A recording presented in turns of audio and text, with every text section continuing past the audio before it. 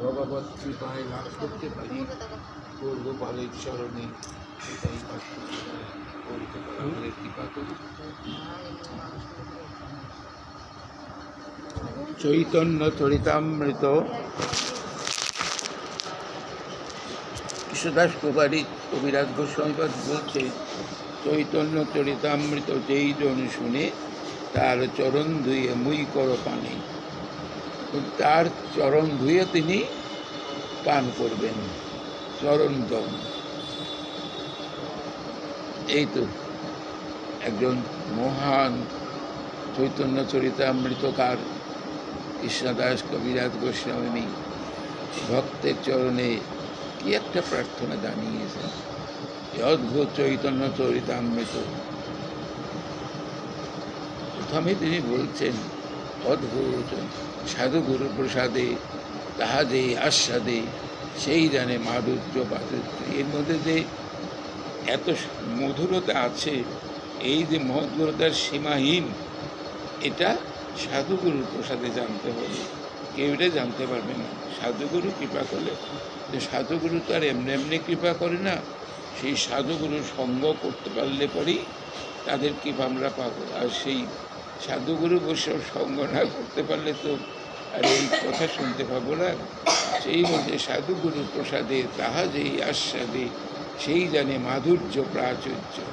এর মধ্যে যে মধুরিমার প্রাপ্তি ছড়াছড়ি, এত প্রাচুর্যতা, এত প্রবুদ্ধতা, যেটা জানতে পারবে ভগবৎ সেবকে বা সেবিকার সান্নিধ্য লাভ করবে। আমরা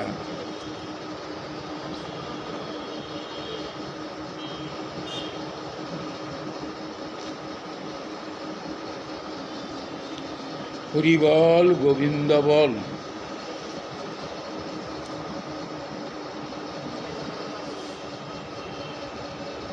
একটু টাইম জানতে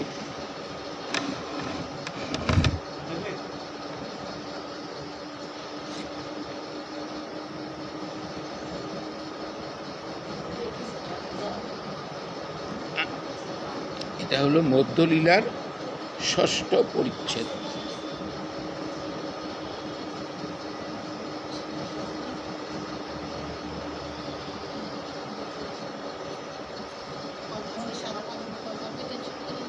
আট দিন ভট্টাচার্য চলিলা দর্শনে। কাকে দর্শন করতে চাইলেন? শ্রীমন মহাপ্রভুকে, পতিত পাবন গৌরহরিকে দর্শন করার জন্য 8 দিন, অন্য একদিনে কথা বলছেন। জগন্নাথ না দেখি আইলা প্রভু স্থানে। জগন্নাথকে দেখতে গেলেন না, একেবারে সরাসরি প্রভুর কাছে চলে আসলেন। জগন্নাথ ধামে আছেন, জগন্নাথকে দর্শন করে সরাসরি প্রভুর কাছে চলে আসলেন, প্রভুকে দর্শন। এর কারণটা কি? মানে সচল আর অচল। অচল দারু ব্রহ্ম, সচল পূর্ণব্রহ্ম নারায়ণ। তো সচল যেখানে আছেন, তিনি চলায়মান, চলছে, কথাবার্তা বলছে, তার প্রতি স্বাভাবিকভাবেই ভক্তের একটা লোভ থাকে, তার সঙ্গ আগে করব। দারু ব্রহ্ম তো আছেনই, দারু ব্রহ্ম তো সাক্ষাৎই দারু ব্রহ্ম। ভট্টাচার্য এতদিন বুঝতে পারেন নাই। সার্বভৌম ভট্টাচার্য মায়াবাদী, তো মায়ার কারণে কিছু বুঝছেন। ভগবান গীতায় বলছেন, জীব আমাকে বুঝতে পারে না, জানতে পারে না কেন? মায়ার দ্বারা আক্রান্ত। মায়া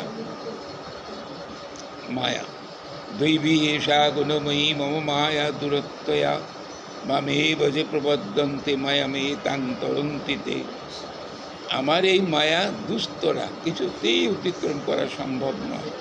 কিন্তু যে ভক্ত আমার চরণে শরণাপন্ন হইয়াছেন, আমি তাকে মায়ামুক্ত নিজেই করে দিই। তো এই মায়াবাদী সন্ন্যাসী সার্বভৌম ভট্টাচার্য, তোমাদের মেশিনটা কি হলো? আর কতকাল লাগবে?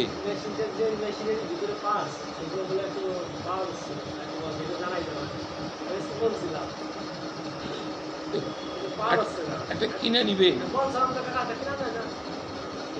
সবসময় এটা দুটো আমার তো বলার শব্দ এমনই কম, তারপরে আবার কি মানে এটা তো খুব কষ্টকর, আর যত জোরে কথা বলতে গেলে আমার কষ্ট হয়।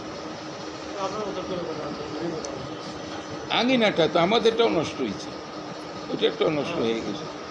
হ্যাঁ, তো শিল্পী আমাকে একটা দিছে, তা ওটাও নিয়ে গেছে, কী হয়েছে জানি না, ওইটা আবার কী হয়েছে তাই আমাকে তোমার যদি ওটা ঠিক হয়ে থাকে দিয়ে দাও, ওইখানে ব্যবহার করবো আমরা। কিন্তু ইচ্ছা করলে অপরাঙ্গিনাটা কিন্তু নষ্ট হয় না, ও ঠিক আছে। হ্যাঁ, দামি জিনিস হইতে পারে। দামি জিনিস না, ওই জায়গার তদারকি আছে, এই জায়গার তদারকি না। গোপালের নামে ফেলাইতো, গোপালের খবর না রাখে এটা তো সপ্তাহে একদিন তো ব্যবহার হয়। এইগুলো আর কোনো এইভাবে উদাসীন। ভগবত সেবার জন্য স্টেটটা হলো ভগবত সেবার জন্য, গরু গোপালের সেবার জন্য। সেই সেবাই যদি না লাগলো তাহলে স্টেট রেখে কী হবে, আর সেই কমিটির দিয়েই বা কী হবে, কিছু লাভ আছে? এই জন্য দুটো থাকলে পরে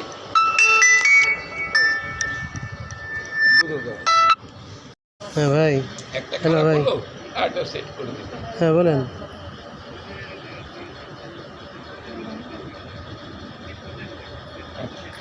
দণ্ডবোধ কার কার্ডটা পরিপূর্ণ বহুবিধ স্তুতি। না, কার লাইসেন্স? আমার সচল জগন্নাথ গৌরহরিকে নাম আছে না অনেক লাইসেন্স? স্তুতি মিনতি করলেন।